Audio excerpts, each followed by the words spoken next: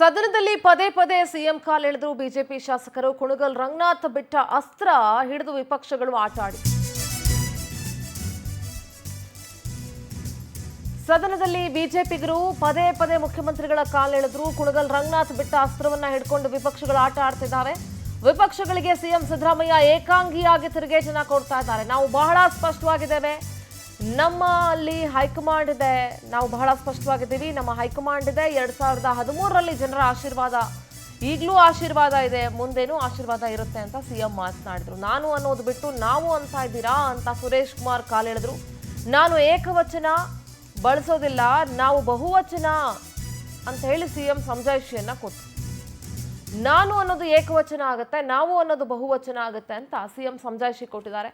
ಇಲ್ಲೇ ಇರೋದು ನೋಡಿ ಟ್ವಿಸ್ಟ್ ಅಂತ ಸುನಿಲ್ ಕುಮಾರ್ ಲೇವಡಿ ಮಾಡಿದ್ರು.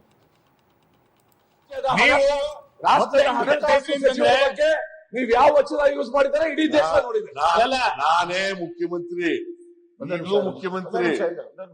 ಇಲ್ಲಿವರೆಗೆ ಹೈಕಮಾಂಡ್ ಇಲ್ಲೇ ಇರೋದು, ಇಲ್ಲೇ ಇರೋದು,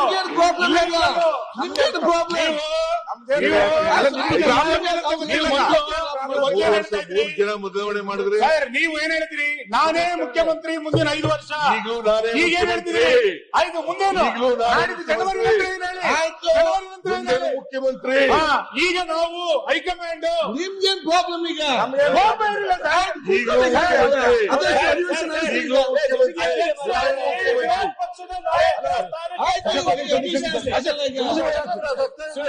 ಇಲ್ಲಿ ಮುಂದೆ ಬರ್ಲಿಕ್ಕ ಅಧ್ಯಕ್ಷರೇ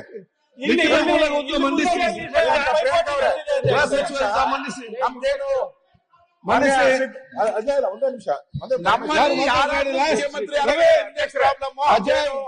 ಬೇಜಾರಿಲ್ಲ. ಅವರೇ ನಾನೇ ಹೇಳಿದ್ದೀನಿ, ನಾನೇ ಮುಖ್ಯಮಂತ್ರಿ ಅಂತ ಹೇಳಿದ್ದಾರೆ. ಇದು ಸದನಕ್ಕೆ ಮೆಸೇಜ್ ಹೋಗ್ಬೇಕಾಯ್ತು. ಬೇರೆ ಬೇರೆ ಸುದ್ದಿ ನಮ್ಮಲ್ಲಿ ಯಾರಾದ್ರೂ ನಿಮ್ದೇನ್ ಪ್ರಾಬ್ಲಮ್? ನಾನು ಅಧ್ಯಕ್ಷ ಒಂದು ಪುಸ್ತಕ ಬರೆಯೋಣ ಅಂತ ಇದ್ದೀನಿ. ಚಾಣಕ್ಯ ತಂತ್ರಗಳು ಅಂತ ಇದೆ ನಮ್ಮಲ್ಲಿ. ಚಾಣಕ್ಯನ ತಂತ್ರಗಾರಿಕೆ. ನಾನು ಒಂದು ಸಿದ್ದರಾಮಯ್ಯನವರ ತಂತ್ರಗಾರಿಕೆ ಅಂತ ಬರಿಬೇಕು ಅಂತ ಒಂದ್ಸಲ ಅಲ್ಲ, ನಾನು ಅವ್ರ ಪರವಾಗಿ ಮಾತಾಡ್ತಾ ಇರೋದು. ಅದರಲ್ಲಿ ಒಂದು ಸನ್ನಿವೇಶ ಬರ್ತೈತೆ ಅಧ್ಯಕ್ಷರೇ. ಚಾಣಕ್ಯ ಇದ್ರ ಬರೀ ತೊಂದರೆ ಇಲ್ಲ.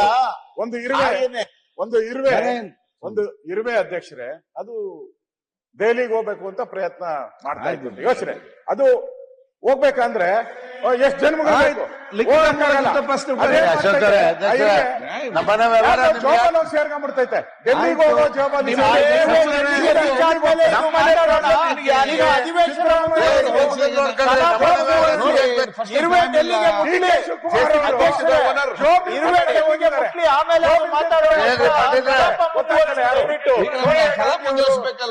ಅವ್ರ ಜೊತೆ ಆಯ್ತು ಸ್ವಾಮಿ ಸರ್.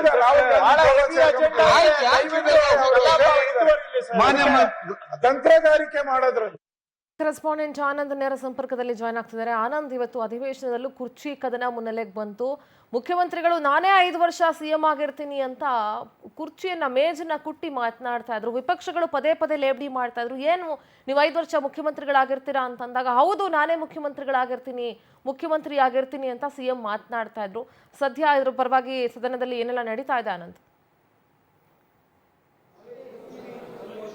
ಸಿಂಧೂರ, ಪ್ರಮುಖವಾಗಿ ರಂಗನಾಥ್ ಅವರು ತಮ್ಮ ಪಕ್ಷದ ಮತ್ತೆ ಸರ್ಕಾರದ ವಿರುದ್ಧ ಅಸಮಾಧಾನವನ್ನ ವ್ಯಕ್ತಪಡಿಸಿ ಒಂದು ಪ್ರಶ್ನೆಯನ್ನ ಕೇಳ್ತಾರೆ. ತಮ್ಮ ಕ್ಷೇತ್ರದಲ್ಲಿ ಸುಮಾರು 1000 ಕೋಟಿ ಅನುದಾನದ ಕಾಮಗಾರಿಗಳಿಗೆ ತಡೆಯನ್ನ ಒಡ್ಲಾಗಿದೆ ಅನ್ನೋ ಒಂದು ವಿಚಾರವನ್ನ ಪ್ರಸ್ತಾಪ ಮಾಡಿದಂತ ಸಂದರ್ಭದಲ್ಲಿ ಅದಕ್ಕೆ ಆರ್ ಅಶೋಕ್ ಅವರು ಕುಂಟರನ್ನ ಕೊಟ್ಟು ಸಿಎಂ ಅವರನ್ನ ಎಳೆದು ತರ್ತಕ್ಕಂಥ ಒಂದು ಪ್ರಯತ್ನವನ್ನ ಮಾಡ್ತಾರೆ.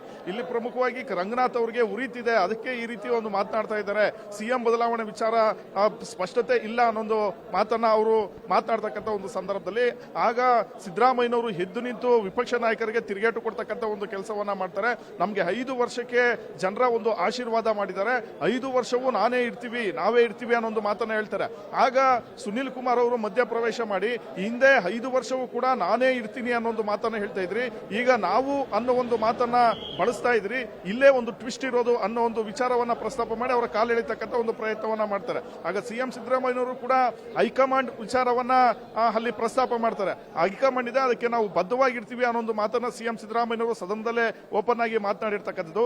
ಬದಲಾಗಿ ಅವರು ಹಿಂದೆ 5 ವರ್ಷವೂ ಕೂಡ ನಾನೇ ಮುಖ್ಯಮಂತ್ರಿ ಆಗಿರ್ತೀನಿ ಅಂತ ಏನ್ ಖಡಕ್ ಆಗಿ ಹೇಳ್ತಾ ಇದ್ರು, ಆ ಖಡಕ್ ಅಂತ ಮಾತು ಇವತ್ತು ವಿಪಕ್ಷ ನಾಯಕರು ಪ್ರಶ್ನೆ ಮಾಡಿದಂತ ಸಂದರ್ಭದಲ್ಲಿ ಸಿದ್ದರಾಮಯ್ಯನವರ ಬಾಯಿಂದ ಬರಲಿಲ್ಲ. ಇದು ಇಲ್ಲಿ ಪ್ರಮುಖವಾದಂತ ವಿಚಾರ ಆಗಿರ್ತಕ್ಕಂಥದ್ದು. ಬದಲಾಗಿ ಹೈಕಮಾಂಡ್ ತೀರ್ಮಾನ ಮಾಡುತ್ತೆ ಅನ್ನೋ ಒಂದು ಮಾತನ್ನ ಸಿಎಂ ಸಿದ್ದರಾಮಯ್ಯನವರು ಹೇಳ್ಕೊಂಡು ಬರ್ತಾ ಇರ್ತಕ್ಕಂಥದ್ದು. ಯಾಕೆಂದ್ರೆ ಹಿಂದೆ ಸಿಎಂ ಸಿದ್ದರಾಮಯ್ಯನವರು ಮುಖ್ಯಮಂತ್ರಿ ವಿಚಾರ ಪ್ರಶ್ನೆ ಮಾಡಿದಂತ ಸಂದರ್ಭದಲ್ಲಿ 5 ವರ್ಷವೂ ಕೂಡ ನಾನೇ ಇರ್ತೀನಿ, ಬದಲಾವಣೆ ಇಲ್ಲ ಅನ್ನೋ ಒಂದು ವಿಚಾರವನ್ನ ಪ್ರಸ್ತಾಪ ಮಾಡ್ತಾ ಇದ್ರು. ಯಾವಾಗ ಹೈಕಮಾಂಡ್ ಮಧ್ಯಪ್ರವೇಶ ಮಾಡಿ ಇಬ್ಬರಿಗೂ ಒಂದು ಬ್ರೇಕ್ಫಾಸ್ಟ್ ಮೀಟಿಂಗ್ ಅರೇಂಜ್ಮೆಂಟ್ ಮಾಡ್ತೋ ಅಲ್ಲಿಂದಲೂ ಕೂಡ ಸಿಎಂ ಸಿದ್ದರಾಮಯ್ಯನವರು ಹೈಕಮಾಂಡ್ ಜಪ ಮಾಡೋದಕ್ಕೆ ಮುಂದಾಗಿರ್ತಕ್ಕಂಥದ್ದು. ಸದ್ಯ ಈಗ ಸದನದಲ್ಲೂ ಕೂಡ ನಾಯಕತ್ವ ಬದಲಾವಣೆ ವಿಚಾರ ಮತ್ತೆ ಮುಖ್ಯಮಂತ್ರಿಗಳ ಒಂದು ತಿಕ್ಕಾಟ ಏನಿದೆ ಈ ಬಗ್ಗೆ ವಿಪಕ್ಷ ಮತ್ತೆ ಸಿಎಂ ನಡುವೆ ಬಹಳಷ್ಟು ಒಂದು ಜಟಾಪಟಿಗೂ ಕೂಡ ಕಾರಣ ಆಯಿತು.